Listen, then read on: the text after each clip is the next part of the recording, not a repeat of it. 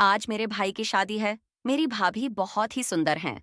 भाभी को उनके कमरे तक छोड़ने के लिए मैं भाभी के साथ कमरे तक जा रही थी। मेरे साथ कुछ और भी लड़कियां जा रही थीं। कुछ मेरी सहेलियां थीं, कुछ मेरी कजन थीं और कुछ आप पड़ोस और रिश्तेदार की लड़कियां थीं।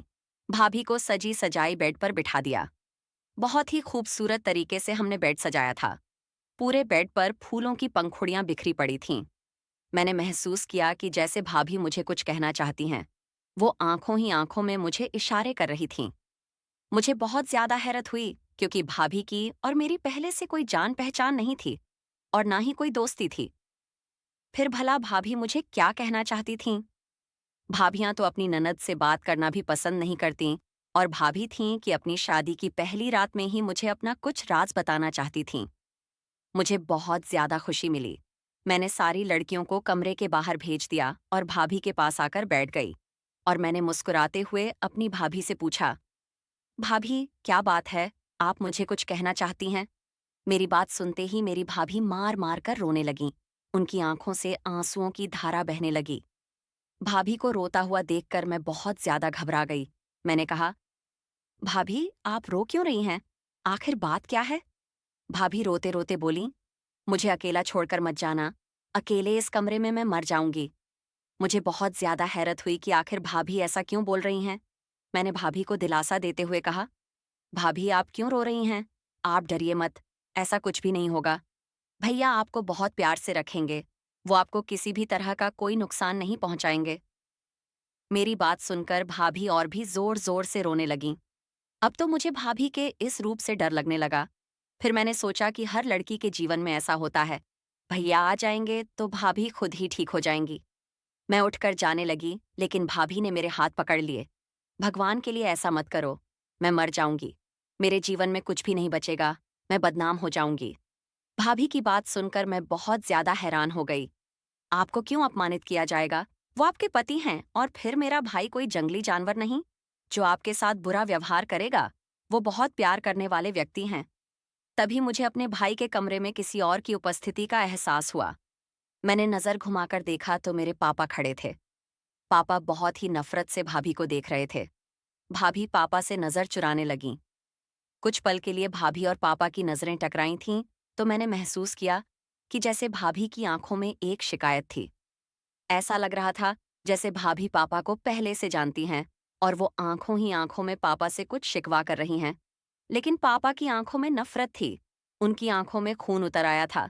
भाभी की तरफ गुस्से से देखते हुए पापा बोले कि चलो बेटी, आजकल की औरतें ये सब ड्रामा करती हैं। इन्हें ये भी नहीं मालूम कि तुम कुंवारी हो और कुंवारी लड़कियों के साथ ये सब बातें नहीं की जाती।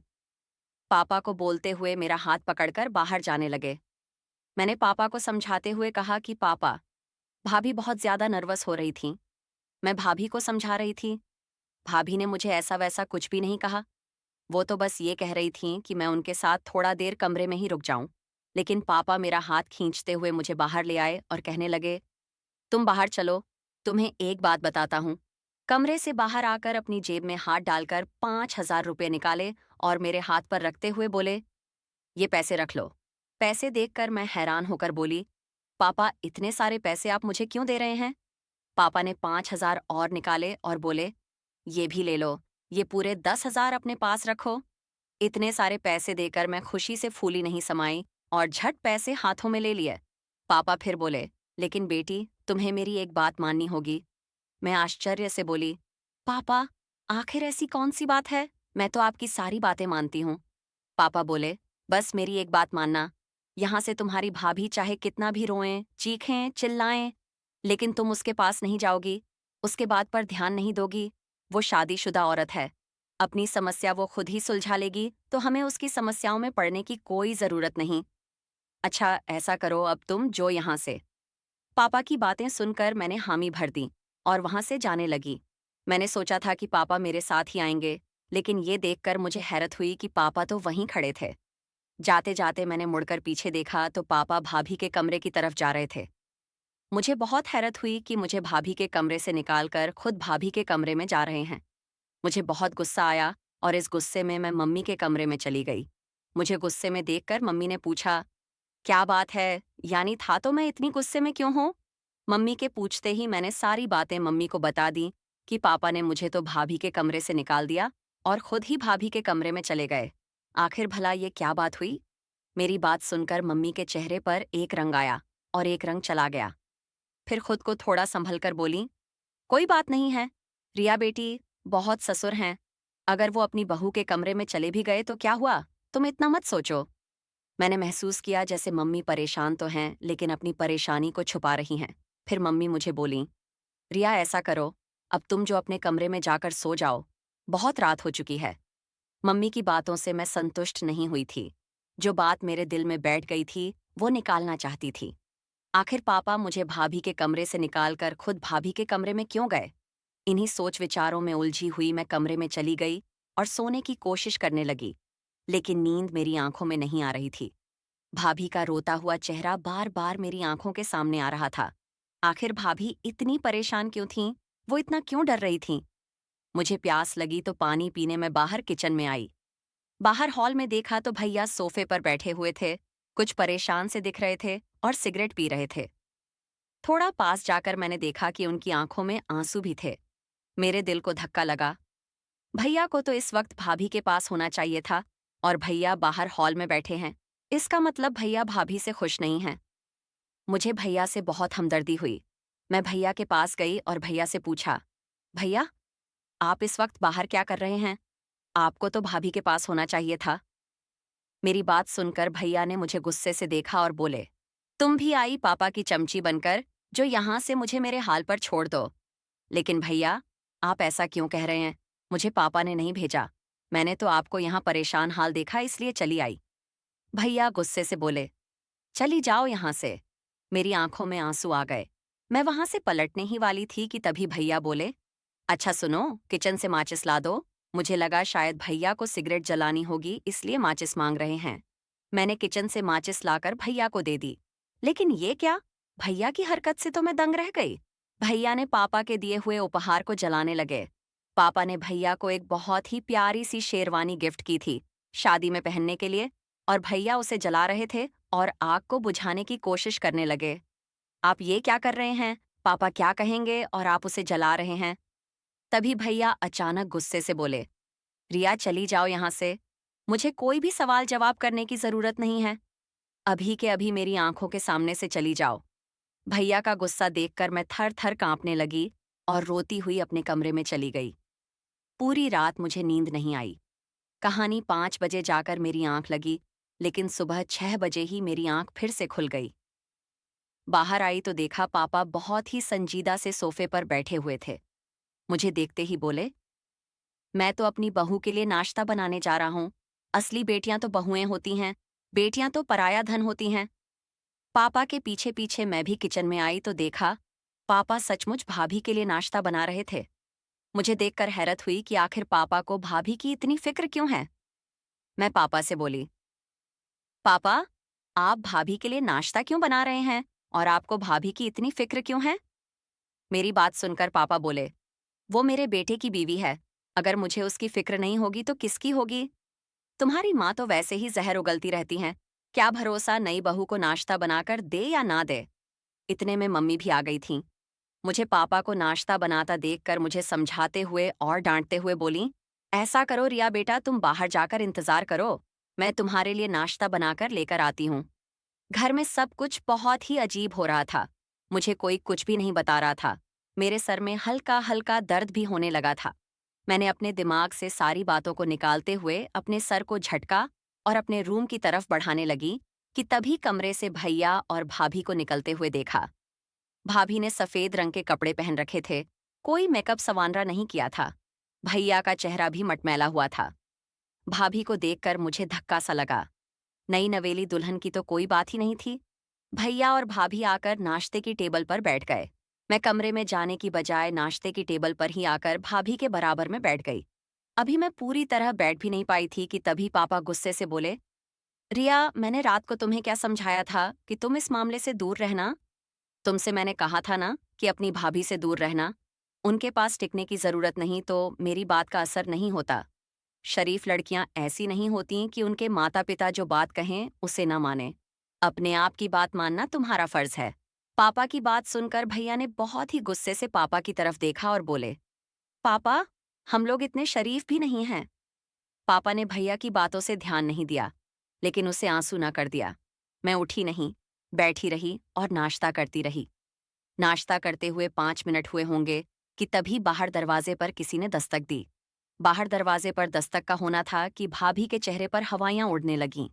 उनका चेहरा एकदम सफेद पड़ गया। दरवाजा खोलने के लिए भैया और पापा गए। पीछे पीछे भाभी भी चली गईं। मैं भी उनके पीछे पीछे जाने ही वाली थी कि मम्मी ने मुझे रोक लिया और बोली, तुमसे तुम्हारे पापा ने क्या कहा था कि जबरदस्ती करो और फिर अपने कमरे में जाओ। पापा, भैया और भाभी बाहर गए। 10 मिनट हो चुके थे, लेकिन वो अभी तक अंदर नहीं आए थे। पता नहीं इतनी देर तक क्या बातें हो रही थीं, पता नहीं आने वाला इंसान कौन था। मम्मी चुपचाप बैठी नाश्ता कर रही थीं, जैसे उन्हें कोई फर्क ही नहीं पड़ता। अभी थोड़ी देर और गुजरी थी कि तभी मुझे भाभी की जोरदार चीख सुनाई दी। मैं एकदम उठकर बाहर की तरफ भागी कि तभी मम्मी ने मेरा हाथ पकड़ लिया और बोली, रिया, तुम्हें एक बार में समझ में नहीं आता कि तुम्हें इस मामले से दूर रहना है? मैं वहां से हो गई। बोली, मम्मी, पता नहीं भाभी को क्या हो गया है, वो क्यों चीख रही हैं, हमें बाहर चलकर देखना चाहिए। मम्मी मेरी बातों का कोई जवाब नहीं दे रही थीं, बस चुपचाप आंसू बहा रही थीं। मेरी चीखने चिल्लाने पर बस इतना बोलीं, रिया, मैं कुछ नहीं कर सकती, मुझे अपने घर को बचाना है, उसे तोड़ना नहीं है। मैं मजबूर हूं रिया, मैं कुछ नहीं कर सकती। पापा ने और भैया ने बाहर से दरवाजा लगा दिया था। मैं दरवाजे को जोर जोर से पीट रही थी, लेकिन कोई दरवाजा नहीं खोल रहा था। भाभी की चीखें अब और जोर से आने लगी थीं। वो बार बार जोर जोर से चीख रही थीं। लगभग 2 से 3 घंटे के बाद पापा ने दरवाजा खोला और वो तीनों अंदर आए। भाभी अपने कमरे की तरफ चली गईं। मैं भी भाभी के साथ साथ उनके कमरे में जाने लगी तो पापा गुस्से से बोले, उस औरत के पास जाने की कोई जरूरत नहीं। इस बार मैं भी जरा गुस्से से बोली, पापा, आप ऐसा क्यों कह रहे हैं? आप भाभी को बेइज्जत क्यों कर रहे हैं? पापा ने मेरी बात का कोई जवाब नहीं दिया और अपने कमरे में चले गए। मैं गुस्से से बोली, इस घर में सुकून नाम की तो कोई चीज ही नहीं है, कोई किसी को कुछ बताता ही नहीं। ये कहते हुए मैं अपने कमरे में चली गई, लेकिन मुझे भैया भाभी की टेंशन हो रही थी और सबसे ज्यादा भाभी की टेंशन हो रही थी। जब घर के सब लोग इधर उधर हो गए तो मैं चुपके से दबे पांव भाभी के कमरे की तरफ आई। मैं भाभी से मिलकर पूछना चाहती थी कि आखिर भाभी इतना चीख क्यों रही थीं? सुबह हमारे घर पर कौन आया था? लेकिन जब मैंने भाभी के दरवाजे को धक्का दिया तो वो अंदर से बंद था। मैंने कई बार चुपके चुपके भाभी को आवाजें लगाईं, लेकिन भाभी ने दरवाजा नहीं खोला। मैंने कान लगाकर सुनने की कोशिश की तो अंदर से भाभी के सिसकने की आवाज आ रही थी। मैं भाभी को दोबारा आवाज लगाने ही वाली थी कि हमारे बाहरी दरवाजे पर किसी ने दस्तक दी। मैं बाहर का दरवाजा खोलने गई तो देखा हमारे मोहल्ले की एक औरत खड़ी थी। उसके चेहरे पर बहुत ही शातिराना मुस्कुराहट थी। मुझे देखकर बोली, रिया बेटा, तुम्हारी मम्मी कहाँ है? मैं उस औरत को अंदर ले आई, उसे सोफे पर बिठाया और मम्मी को आवाज लगाई। मम्मी भी उसके पास आकर बैठ गईं। इधर उधर की बातें करने के बाद वो औरत बोली, सुबह तुम्हारे घर में क्या बात थी? तुम्हारी बहू की चीखने की आवाज बहुत आ रही थी। भला ये कोई बात हुई? शादी को 2 दिन भी नहीं हुए और तुमने ये तमाशे शुरू कर दिए। उस औरत की बात सुनकर मम्मी बोलीं कि मैं इस मामले में कुछ नहीं कर सकती, ये मेरे पति का मामला है, वो खुद ही इसे सुलझा लेंगे। मम्मी की बात सुनकर वो औरत बोली, अरे बीबी जी, ये क्या बात हुई? तुम्हारे पति का मामला कैसे हो गया? ये तो तुम्हारे बेटे का मामला है, तो तुम्हें भी इस मामले को सुलझाना चाहिए। मम्मी आगे कुछ नहीं बोली और चुपचाप उठकर अपने कमरे में चली गईं। वो औरत भी मुंह बिगाड़े हुई वापस अपने घर चली गई। मम्मी के पीछे पीछे मैं कमरे में आकर देखा तो मम्मी बैठी रो रही थीं। मम्मी के पास आई और चुप कराने लगी। मम्मी, क्या बात है? आखिर घर में क्या चल रहा है? कोई मुझे कुछ बताता क्यों नहीं? मेरी बात सुनकर मम्मी बोली, रिया, तुम अभी छोटी हो, इस मामले में मत पड़ो, तुम्हारे पापा सब कुछ संभाल लेंगे। इतना कहकर मम्मी चादर ओढ़कर लेट गईं। कुछ देर तक मम्मी के पास बैठी रही, फिर मैं बाहर आ गई और बाहर सोफे पर आकर बैठ गई। मुझे 5 मिनट ही हुए थे कि भाभी अपने कमरे से बाहर आईं और फिर मुझे बोली, रिया, मुझे एक पेपर और पेन दे दो। भाभी, आप पेपर और पेन का क्या करेंगी? मेरे पूछने पर भाभी मुझे गुस्से से घूरने लगीं। मैंने चुपचाप पेन और पेपर लाकर भाभी को दे दिया। कागज और पेन लेकर भाभी कमरे में चली गईं और अपना दरवाजा अंदर से बंद कर लिया। मैं भी अपने कमरे में आराम करने के इरादे से आकर लेट गई। घर में क्या चल रहा था मुझे कुछ भी समझ में नहीं आ रहा था। शाम को भैया ऑफिस से आए तो उनका मुंह भी मटमैला हुआ था। बिना खाना खाए वो अपने कमरे में चले गए। अभी कुछ ही देर गुजरी थी कि जैसे घर में अचानक तूफान सा आ गया। भैया के कमरे से जोर जोर से चीखने चिल्लाने की आवाज आ रही थी, लेकिन इस बार की आवाज भाभी की नहीं बल्कि भैया की थी। मैं भागती हुई भैया के कमरे में गई तो देखा भैया बहुत जोर जोर से चीख रहे थे, रो रहे थे। मम्मी पापा भी भैया के कमरे में आ चुके थे। भैया देखते हुए कह रहे थे, पापा, प्रिया को बचा लो, वो मर जाएगी, प्लीज पापा, प्रिया को बचा लो। भैया भाभी की तरफ इशारा करते हुए बोले। मैंने भाभी के पास गई तो देखा वो अचेत पड़ी थीं और उनके मुंह से खून निकल रहा था, जिसे देखते ही मेरे मुंह से चीख निकल गई। भैया जोर जोर से चीखते हुए पापा से कह रहे थे, प्लीज पापा, प्रिया को बचा लो, हमें इसे हॉस्पिटल लेकर जाना चाहिए। लेकिन पापा बोले, नहीं अर्जुन, हम इसे हॉस्पिटल लेकर नहीं जाएंगे। इसने अपनी मौत को खुद बुलाया है। ये अपनी मौत की खुद जिम्मेदार है, इसने खुदकुशी की है। हम इसे हॉस्पिटल लेकर नहीं जाएंगे। इतना कहकर पापा ने आगे बढ़कर भाभी की खुली हुई आंखों को बंद कर दिया। मैं भाभी को देखकर चारों तरफ रो रही थी। भाभी का वो मासूम और डरा डरा सा चेहरा बार बार मेरी नजरों के सामने आ रहा था। भाभी कैसे मुझे रो रो कर कहती थीं कि प्लीज मेरे पास से मत जाओ, मैं मर जाऊंगी। और आज सचमुच भाभी मर गई थीं। सब परेशान खड़े। पापा के चेहरे पर गहरी खामोशी थी। तभी उन्होंने भैया से कहा, अर्जुन, प्रिया के घर वालों को फोन कर दो, किसे कर ले जाएं। भैया ने प्रिया के घर वालों को फोन किया। भाभी के घर वाले भी चले आए थे, गुस्से से चीखते चिल्लाते और भैया पर इल्जाम लगाने लगे कि हमारी बेटी को तुमने मारा है, तुम हो उसके कातिल। कहाँ हमारी इतनी सुंदर सी बहन और कहाँ तुम हो, मामूली से शक्ल सूरत के आदमी, चढ़ते हो तुम हमारी बेटी से। क्योंकि लोग कहते थे तुमने हमारी बेटी को जान से मार दिया, जब उसको रख नहीं सकते थे तो उसको ब्याह कर इस घर में लाए क्यों थे। हम अपनी बेटी का पोस्टमार्टम कराएंगे, पुलिस में रिपोर्ट करेंगे कि तुम हमारी बेटी के कातिल हो। भाभी के मायके वाले भैया को धमकाकर और उन पर इल्जाम लगाकर जा चुके थे। पापा भी किसी गहरी सोच में डूबे हुए थे। पापा ने हम सभी को भाभी के कमरे से बाहर निकाल दिया और कहा, तुम सब लोगों को बाहर जाकर बैठो। हम सबके बाहर जाने के बाद पापा ने अंदर से कमरा बंद किया और अंदर ही बैठ गए। ये बात मेरी समझ के बाहर थी कि पापा बंद कमरे के अंदर क्या कर रहे हैं, वो अंदर क्यों बैठे हैं। भाभी के मायके वाले भाभी की बॉडी को ले गए थे, लेकिन पापा अंदर कमरे में बंद बैठे थे, न बाहर आ रहे थे न अंदर किसी को आने दे रहे थे। कुछ देर में हमारे घर पुलिस आ गई और भैया को उठाकर ले गई। बहुत देर पूछताछ करने के बाद पुलिस ने भैया को छोड़ दिया। पुलिस की टीम हमारे घर पर भी आई थी। पापा घर के किसी भी सदस्य को तो अंदर नहीं आने दे रहे थे, लेकिन पुलिस को अंदर आने दिया। पता नहीं पापा ने पुलिस से क्या कहा। कमरे में घूम घूम कर बहुत सारी चीजें पुलिस को दिखा रहे थे। पुलिस सारे कमरे की तलाशी लेने के बाद जा चुकी थी। मम्मी और भैया का रो रोकर बुरा हाल था। पापा भी चुपचाप से बैठे थे। आखिर मुझे नहीं रहा गया तो मैं गुस्से से फट पड़ी। तुम लोग मुझे कुछ बताते क्यों नहीं हो? घर में क्या चल रहा है? मुझे कुछ भी नहीं मालूम। अब मैं इतनी भी बच्ची नहीं हूं कि घर के मामलों में दखल ना दूं। मेरी भी शादी की उम्र है, मुझे भी हक है इस घर में क्या हो रहा है, ये सब कुछ जानने का। और आप लोग हैं कि मुझे कुछ बताते ही नहीं हैं। पापा कुछ देर तक मेरी तरफ देखते रहे, फिर हाथ पकड़कर मुझे अपने पास बिठाकर बोले, आओ रिया, मैं तुम्हें सब कुछ बताता हूँ। तुम जानती हो मोहल्ले में कैसे कैसे बातें हो रही हैं। तुम्हारी भाभी भी किसी के घर की इज्जत ही थी, लेकिन अब प्रिया इस दुनिया से जा चुकी है। लोग उसके बारे में तरह तरह की बातें बना रहे हैं, लेकिन हमें उसका भ्रम रखना होगा। ये कहते कहते पापा ने एक पत्र मेरी तरफ बढ़ा दिया। पत्र हाथ में लेते ही मैं फौरन पहचान गई कि ये वही कागज था जो कल रात मैंने भाभी को दिया था। मैंने कहा, आपके हाथों से वो खत लिया और उसे पढ़ने लगी। उस खत को पढ़ते पढ़ते मेरे पैरों के नीचे से जमीन ही निकलती जा रही थी। उस खत को पढ़ना मेरे लिए बहुत ज्यादा मुश्किल हो रहा था। आंखों के नीचे अंधेरा छा रहा था। भाभी की सच्चाई जानकर हैरत से मेरी आंखें फटी की फटी रह गई थीं। खत पढ़ने के बाद मेरे समझ में आया कि भाभी उस दिन मुझे अपने साथ रुकने के लिए क्यों कह रही थीं। वो क्यों कह रही थीं कि मैं बदनाम हो जाऊंगी, मैं मर जाऊंगी, मुझे बदनामी से बचा लो, मुझे मरने से बचा लो। और आज भाभी सचमुच मर गई थीं। मैंने वो खत पापा के हाथों में रख दिया और कहाँ पर हुई लहजे में बोली, पापा, लेकिन उस इंसान का नाम तो आपने बताया ही नहीं जो इन सब के पीछे जिम्मेदार था।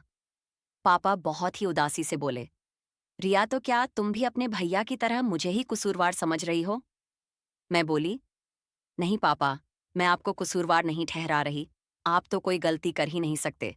मुझे अपने पापा पर पूरा भरोसा है। लेकिन कोई तो था जो सबका कारण बना। पापा के चेहरे पर एक रंग आया और चला गया। ये बातें कह रहे थे कि तभी भैया आए और अचानक से पापा के पैरों पर बैठ गए और रोते हुए बोले, पापा मुझे माफ कर दो। मैंने आप पर शक किया। मुझे नहीं पता था प्रिया ऐसी औरत है। जब उसने आप पर इल्जाम लगाया तो मुझे उसकी बातों पर विश्वास हो गया। प्रिया ने रोते हुए मुझे बताया था कि तुम्हारे पापा मुझे डराते हैं, धमकाते हैं और मेरे साथ नाजायज संबंध बनाना चाहते हैं। प्रिया ने मुझे अपने करीब नहीं आने दिया था और ना ही मुझे पति का दर्जा दिया था। उसने मुझे कहा था कि अगर तू मेरे करीब आया, मुझे छूने की कोशिश की, तो तुम्हारे पापा मुझे मार डालेंगे और मेरे घर वालों को भी मार डालेंगे। उन्होंने मुझे धमकी दी है कि मेरे पति से दूर रहना।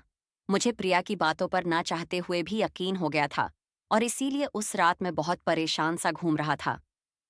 मैंने आपके दिए हुए गिफ्ट को भी आग लगा दी थी।